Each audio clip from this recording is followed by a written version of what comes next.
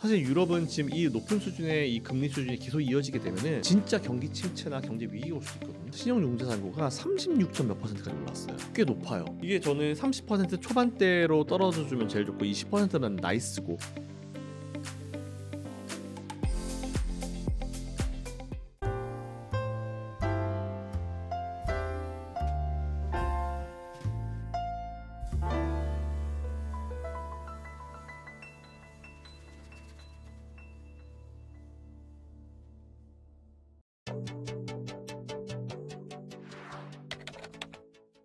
네, 저는 김선영의 이클래스를 운영하고 있고요. 뭐 자주 나옵니다. 그래서 웅자시방 또 나왔고요.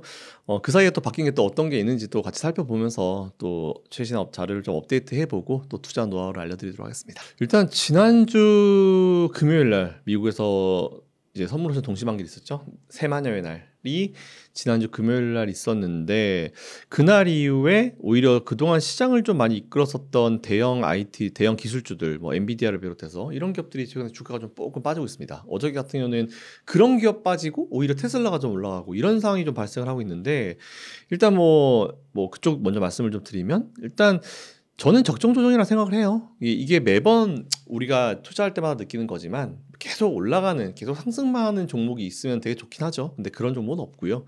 엔비디아나 이런 기업들, 최근에 이제 AI 관련 기업들은 너무 짧은 시간 동안에 너무 많이 올라왔습니다. 그렇기 때문에 중간에 쉬어가는 과정이 있고 잠깐 리프레시 시키고 좀 캄다운 시키는 그런 과정이라 좀 보시면 될 것 같아가지고 너무 걱정하실 필요 없다는 말씀 먼저 드리고요.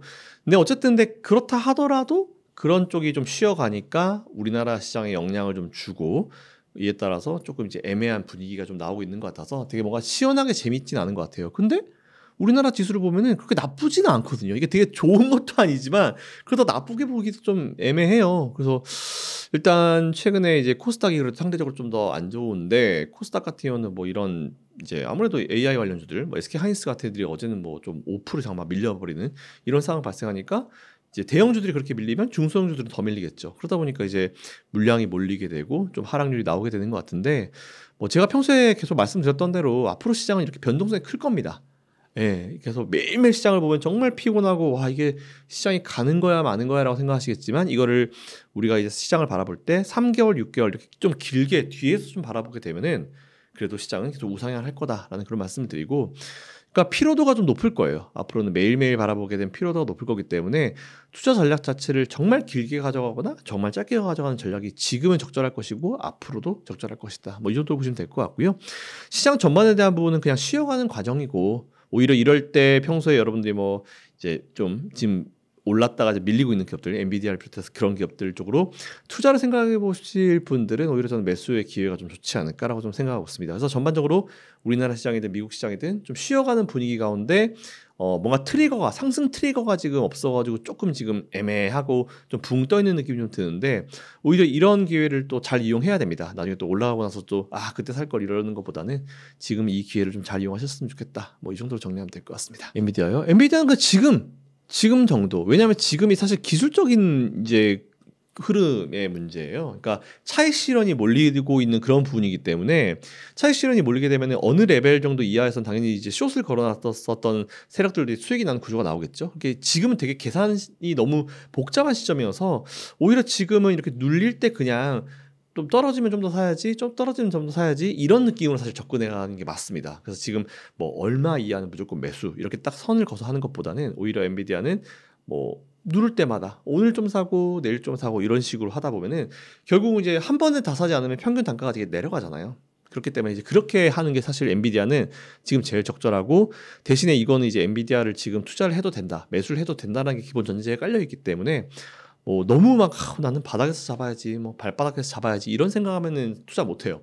그렇기 때문에 오히려 이런 바닥을 아예 모르고 이런 정확한 선을 알 수 있는 사람은 세상에 없기 때문에 이럴 때 난 되게 사고 싶은데라는 생각이 드시면은 그냥 떨어질 때마다 조금씩 비중을 몰아가지고 사시고 그리고 확 사시고 싶으실 때는 이게 뭔가 떨어지다가 갑자기 좀 돌아서는데 이게 한 2, 3일 돌아선다 분위기가 좀 달라진 것 같아. 그때는 좀 비중을 좀 넣으시는 게 좀 좋지 않을까라고 생각합니다. 일단 코스피도 그동안 사실은 이제 지수를 하드 캐리했던 게 이제 삼성전자, SK하이닉스를 비롯한 AI 관련주들, 대형 IT주들 상위권 애들이 이끌었었죠. 근데 그런 애들이 최근에 좀 힘을 못 내고 있는 이유는 이제 미국으로부터 이제 AI 관련주들이 차익 실현 매물이 나오면서 그쪽에서 힘이 빠져버리니까 우리나라도 쭉 영향을 받아가지고 그렇게 된다라고 좀 보시면 될 것 같고, 그동안 우리나라 시장을 매수를 해줬던 주체는 외국인, 그리고 매도를 했던 주체는 기관의 금융투자 이렇게 됐었는데, 사실 우리나라를 매수했었던 외국인들도 매수한 이유가 딱 두 가지죠. 첫 번째는 방금 말씀드린 AI 쪽 한번 투자해봐야지 해서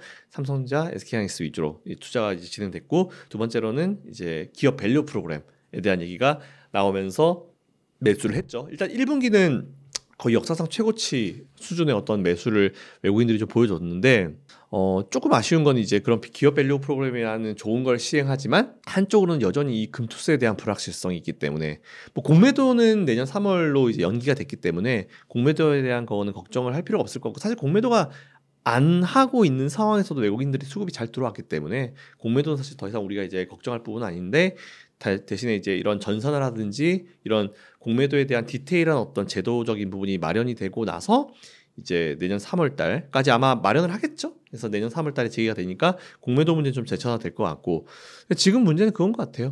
이제 트리거가 필요한데 기업 밸류 프로그램이라는 트리거가 있었죠. 근데 그걸 갖다 거의 뭐 금투세로 그냥 엎어버리고 있는 그런 느낌이 좀 강하고, 그리고 이제 미국에서 AI 관련주들, 우리나라를 이끌었었던 기업들이 AI 관련주였는데 미국에서 AI 관련주가 좀 쉬니까 우리나라도 같이 쉬면서 조금 이제 눌림목이 나오는 그런 구간이라 보시면 될 것 같아요. 그래서 결론적으로 결국은 이제 시간이 해결해줄 문제라고 판단하고 있어서, 오히려 이럴 때 눌릴 때 평소 우리가 되게 사고 싶었잖아요. 그러니까 이게 불과 한 1, 2주 전만 하더라도, 이제 막 AI 관련주들이 되게 잘 갈 때만 하더라도, 이걸 지금 따라가도 되나? 계속 올라가는데 좀 눌리지, 이런 생각을 가졌거든요. 근데 막상 눌리니까 이게 손이 안 나가요. 근데 오히려 저는 지금 이럴 때 조금 용기를 낼 필요가 있다라는 그런 말씀 좀 드리겠습니다. 거의 근데 우리나라 개인 투자들의 대부분이 코스닥 위주로 투자를 하세요. 이제 그나마 최근에는 뭐 삼성전자나 SK하이닉스 같은 기업들이 나와서 코스피 쪽으로 많이 넘어오시긴 했지만, 정말 많은 분들이 코스닥에 투자를 많이 하시거든요. 왜냐면은 그나마 이제 중소형 기업들이 많이 몰려있기 때문에 움직임이 크죠. 변동성이 크기 때문에 좀 더 큰 수익을 단기간에 노릴 수 있다는 그런 생각이 있어서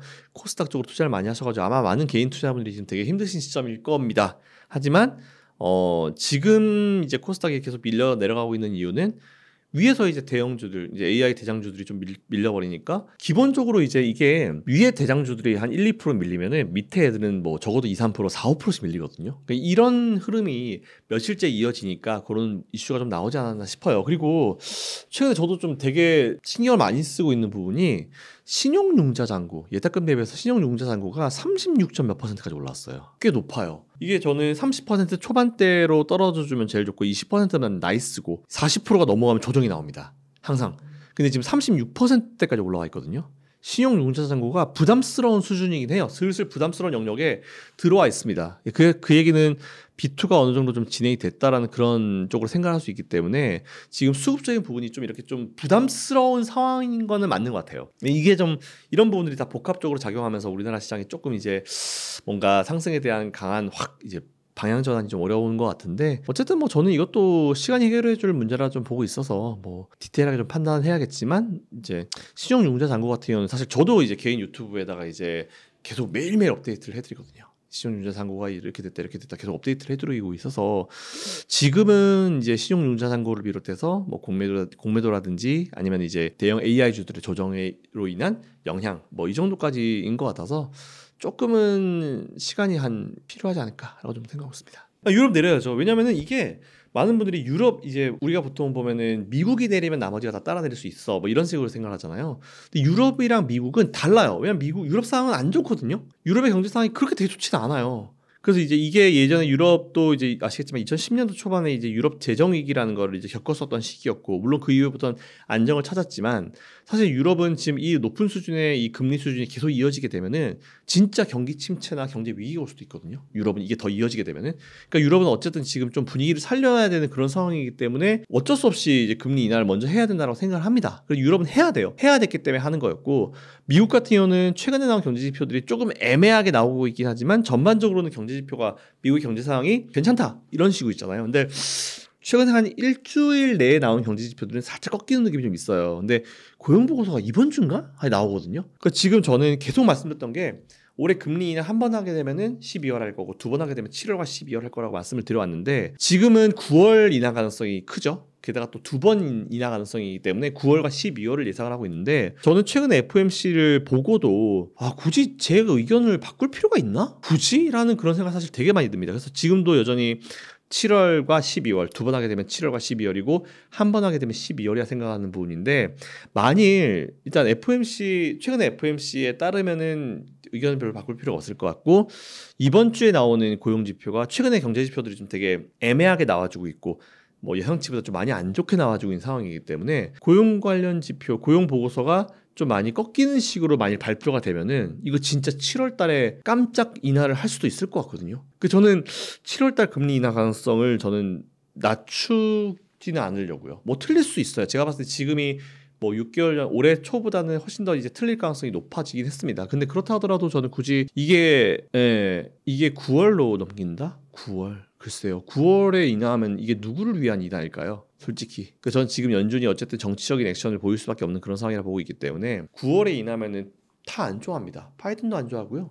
트럼프도 안 좋아해요. 트럼프는 본인이 대통령이 당선되고 나서 본인이 인하를 하고 싶어하고 본인이 주인공병이 있기 때문에 그런 분이어서 공화당은 하지 말라고 하는 식이고 그리고 오히려 바이든 같은 경우는 본인의 대선 내 효과를 얻으려고 하면은 9월 달에 하면 안 되죠. 왜냐면 9월에 거의 중순 말에 FOMC가 있는데 11월 초에 대선이 있는데 그러면 이제 한 달 반도 안 되는 시기입니다. 근데 금리 인하하고 나서 과연 한 달 반도 안 돼서 이게 시장의 효과로 들어갈까? 안 들어가거든요. 보통 2, 3개월 걸려요. 적어도 2, 3개월 걸립니다. 그래서 저는 오히려 제일 적절한 시점이 7월이라고 보는 게 7월이면 딱 이쁘죠. 3개월이면 딱 10월이니까 7월 중순인가 말이 있으면은 딱 3개월이면 8, 9, 10 딱 효과 있고 11월 초에 대선이니까.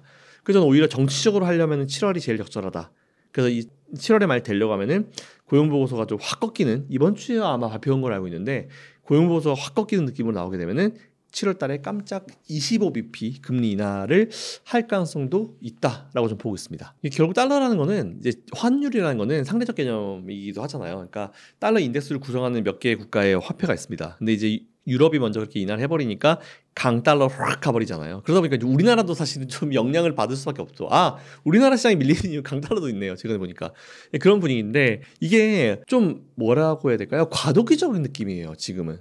이게 금리 인하를 그동안 잘 안 하다가 첫 번째 유럽도 이제 시행을 하면서 이제 나온 그런 강달러잖아요. 그래서 이게 예전처럼 강달러 기조로 이어질 것 같습니까? 라고 물어보면 전 노. 나중에 이게 어느 정도 시간이 지나면 유럽이 금리를 올린다 하더라도 달러는 이제 안정적인 흐름을 만들어지는 시기가 올 거예요. 근데 이게 처음의 시도기 때문에 처음에 시도했을 때 환율이 튀는 이유는 이게 어느 쪽으로 튈지도 모르고 그리고 이에 따라서 미국이든지 딴 나라다가 어떻게 할지도 전혀 모르는 상황이기 때문에 한번 튄 거기 때문에 일단 놀래서 튄 거죠. 그래서 이제 이것도 시간이 좀 지나고 나서 좀 적응을 하게 되면은 유럽이 뭐 금리를 내리든지 말든지 간에 적절하게 달러 인덱스도 떨어질 가능성이 크다라고 좀 보고 있어서 지금은 조금 우리가 좀 버텨내야 되는 그런 시점인 것 같아요. 지금은 오히려 버텨야 됩니다.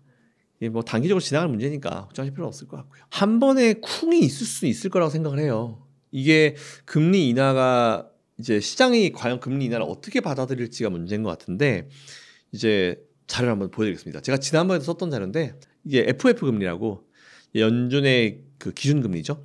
기준금리를 이제 프레드 세인트루이스 연은에 있는 자료인데 보시면은 미국이 금리를 인상을 할 때는 침체가 온 적이 없어요.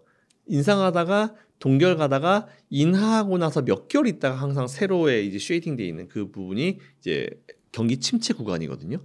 그래서 보통 우리가 일반적으로 이제 금리 인하에 대한 부분은 금리 인하를 연준이 한 이유는 이거 자칫 잘못하면은 이거 좀 이따 침체 영향이 올 수도 있겠다. 그러니까 미리 우리가 선제적으로 좀 대응을 해야지라는 그런 느낌으로 이제 사실 금리 인하를 지금까지 연준이 해왔어요.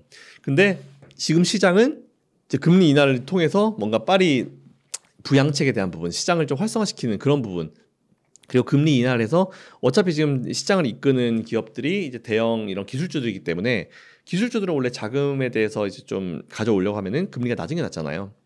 그렇기 때문에 금리를 좀 인하해서 그런 어떤 수요들에 대한 부담을 좀 줄여주라 이런 느낌인데 결국은 양날의 검입니다. 그래서 이제 그때 금리 인하를 했을 때 과연 시장이 이걸 어떻게 받아들이냐에 따라서 분위기도 완전히 달라질 수 있는데 보통 금리 인하 첫 번째 하고 나면은 앞에서 말씀드린 그 유럽의 금리 인하 시기처럼 단기적으로는 이제 뭔가 시장이 좀 놀라는 구간이 발생은 할 수 있어요.